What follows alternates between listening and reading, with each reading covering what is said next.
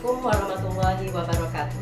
Perkenalkan, nama saya Titi Rosmiati, mahasiswa PPG dalam jabatan tahun 2022 kategori 2 dari LPTK Universitas Pendidikan Indonesia. Saya mengajar di SMK Teladan, Jakarta.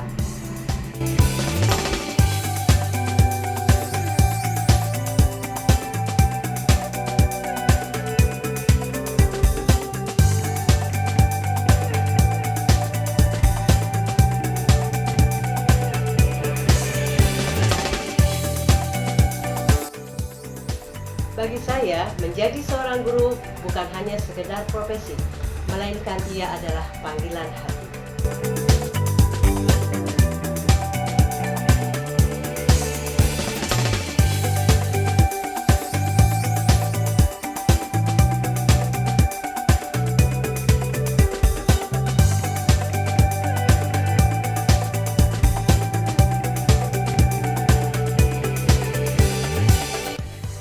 Pada kesempatan ini, saya akan melaksanakan PPL aksi pertama di kelas 10 atau fase E dengan materi pembelajaran tentang kompos.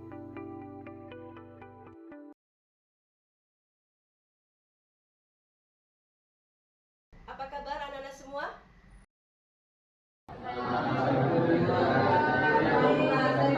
Sebelum pembelajaran, mari kita membaca doa terlebih dahulu. Namun sebelumnya, coba perhatikan di lingkungan kalian, apakah ada sampah atau ada yang kurang rapi?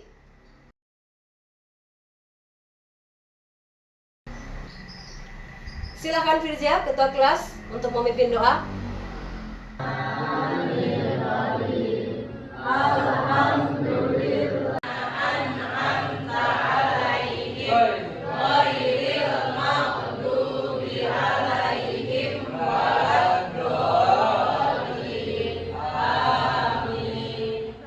Hadir. Muhammad Firza Hibatullah. Muhammad Rafi Abdul Wahab. Hadir untuk perempuan ya. Baik. Sebelum kita mulai pembelajaran materi yang baru, Ibu akan tayangkan gambar di depan. Coba simak dan perhatikan.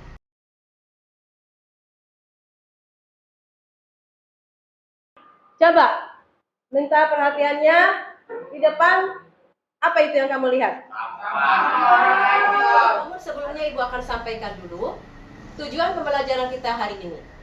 Ya. Nah, di sini kita akan belajar hari ini yang pertama. Ya. Harapannya setelah belajar peserta didik dapat menguraikan pengertian dan jenis kompos dengan cermat secara mandiri dan bernalar kritis. Itu yang pertama. Yang kedua, peserta didik dapat mendeskripsikan manfaat kompos dalam pelestarian lingkungan secara mandiri, berkebinekaan global, bergotong royong, dan kreatif. Kegiatan pembelajaran hari ini kita akan berdisu kelompok, bertanya, ya, lalu kalian mencari, mengeksplor, ya, apa yang menjadi permasalahan kalian. Akan tetapi, agar Ibu mengetahui sejauh mana pemahaman kalian sebelum belajar, maka Ibu akan berikan pretest.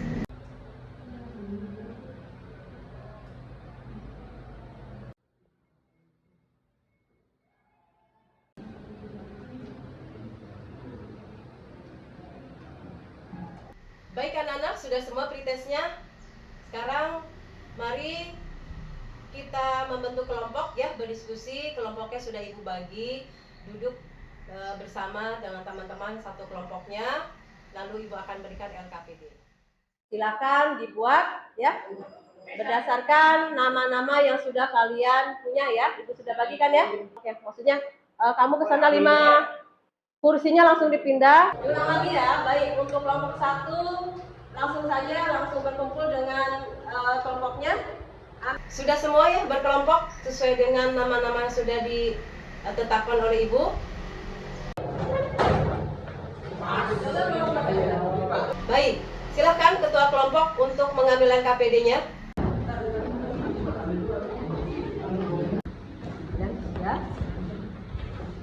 Silakan.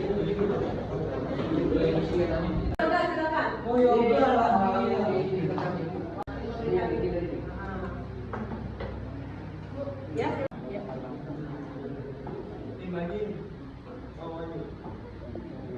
Tidak ada kesulitan kan?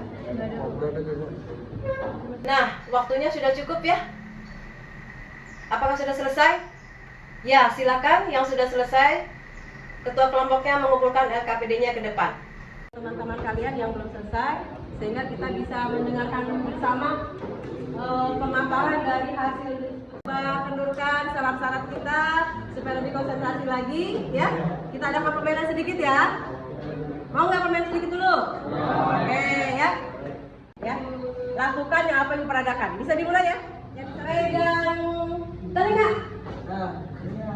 Ada. Kan yang diperadakan, ya. Ya, tibalah saatnya sekarang kita mendengarkan presentasi dari kelompok 1. Ya, silakan Rian untuk maju ke depan sebagai perwakilan kelompok 1. Yang berjumlah 4 orang. Siapa aja namanya? Yoga Rizky Saputra, Sari Ramadan, Rizky Mawana Putra, Ila Al-Syafaqrevi. A. Kompos adalah dapat berperan sebagai agen yang mampu mengubah fisio kimia tanah. Yang terakhir dari kelompok 5, silahkan Amira Bilkis untuk membacakan hasil diskusi dari kelompok kalian. Daun-daunan. Yang ketiga itu manfaat kompos. Yang pertama mengurangi limbah organik agar lingkungan menjadi bersih. Ya, apa yang kalian telah paparkan di depan, kalian diskusikan dari mengeksplorasi sumber bacaan, luar biasa, itu benar semua ya. Namun tidak ada salah, Ibu akan berikan penguatan ya tentang pembelajaran hari ini. Baik, Ibu akan memberikan penguatan sedikit tentang apa yang telah kalian diskusikan bersama tadi, dari tentang apa yang sudah di kalian browsing, kalian mencari ya sudah teratur. Ini Ibu akan sampaikan tentang kompos ya. Yang pertama adalah kalau tujuan pembelajaran tadi sudah, apa itu kompos? Ada yang mengatakan bahwa kompos adalah salah satu jenis pupuk organik. Nah, mungkin di sini Ibu akan sampaikan, dikonfirmasi. Jadi, yang dimaksud jenis pupuk organik adalah pupuk untuk diaplikasikan ke tanah, begitu. Jadi, dengan adanya kompos ini, tanah jadi akan gembur dan kemudian juga tanaman menjadi subur. Berikutnya adalah bahwa kompos itu merupakan hasil penguraian zat organik oleh mikroorganisme aktif seperti bakteri, jamur, dan mikroba. Ya, jadi secara alami itu memang bisa terjadi. Hanya mungkin nanti kita akan coba untuk mempraktekkan ya bagaimana membuat kompos. Yang berikut adalah apa saja sih bahan kompos itu? Ya, seperti kalian sudah tadi presentasikan, benar sekali ya bahwa bahan pembuat kompos itu bisa ada dari tumbuhan ya seperti daun-daun kering, sampah sayuran, buah-buahan, atau mungkin tadi ada yang menambahkan daging-daging yang membusuk, kemudian juga bahan mudah-mudah sudah kadaluarsa, itu bisa dijadikan sebagai bahan kompos. Nah, yang kedua adalah berasal dari hewan, kotoran hewan, kohe ya, kohe kotoran hewan. Hanya di sini mungkin perlu menjadi catatan yang namanya kotoran hewan hanya dapat digunakan kotoran hewan ternak, ya seperti ayam, kambing, sapi, dan lain-lainnya. Yang berikutnya adalah tentang manfaat kompos. Apa saja sih manfaat kompos? Yang pertama, merupakan sumber hara makro dan mikromineral secara lengkap. Ya, dari hasil penguraian tadi oleh mikroorganisme, maka di dalam kompos tadi terdapat berbagai macam mineral ya, baik secara makro maupun yang mikro, yang bisa siap untuk dipergunakan oleh tumbuhan ketika sudah diaplikasikan kepada tanah kompos tersebut. Yang kedua, dapat memperbaiki pH pada tanah masam. Nah, jadi dengan adanya kompos, tanah yang tadinya masam, yang memang tidak cocok untuk dijadikan atau menjadi media tanam yang baik, maka dengan adanya kompos, pH tanah akan berubah menjadi masam dan secara otomatis mungkin nanti bisa langsung memperbaiki juga kehidupan dari para mikroba. Yang ketiga, mengandung humus. Ya, mengandung humus di sini artinya apa? Bahwa sebetulnya humus dengan kompos itu sama ya anak-anak ya. Hanya kalau humus itu terbuat secara alami, artinya tidak ada perlakuan-perlakuan seperti kalian lihat mungkin di hutan-hutan lindung ya, bisa dilihat di bawah itu ada lapisan-lapisan yang hitam, butiran-butiran yang hitam, itu merupakan pelapukan atau penguraian ranting-ranting dan daunan oleh mikroba, akhirnya itu menjadi humus. Otomatis dengan demikian kompos pun sama dengan humus ya. Yang berikutnya yang 4, memperbaiki struktur tanah. Nah, ini juga penting karena dengan struktur tanah yang gembur, dengan adanya hidup mikroba tadi ya, maka tanah tadi juga bisa terrevitalisasi ya dari sisi strukturnya. Mungkin tadinya tanahnya keras, nah dengan adanya kompos maka juga ada hidup mikroba di situ, akhirnya tanah yang keras tadi menjadi gembur dan itu sangat cocok untuk media tanam.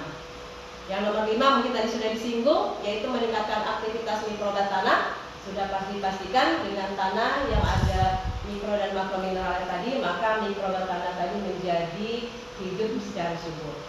Dan terakhir adalah meningkatkan kapasitas penyerapan air tanah oleh tanah.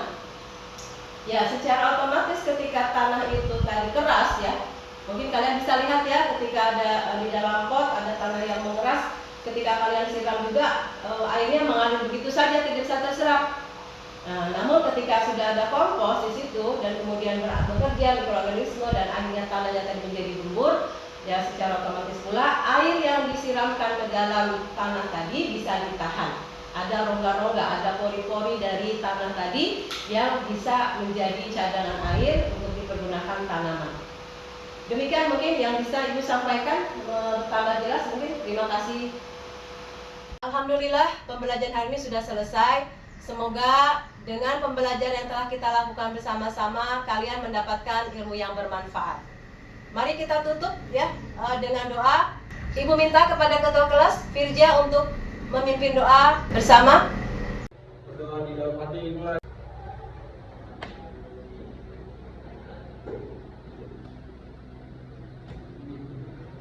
Berdoa selesai. Terima kasih Firja telah memimpin doa. Anak-anak sekalian, demikian tadi pembelajaran kita. Semoga apa yang kita pelajari bisa bermanfaat untuk kalian. Dari Ibu kurang lebihnya mohon maaf. Billahi taufiq wal hidayah. Wassalamualaikum warahmatullahi wabarakatuh. Beri salam.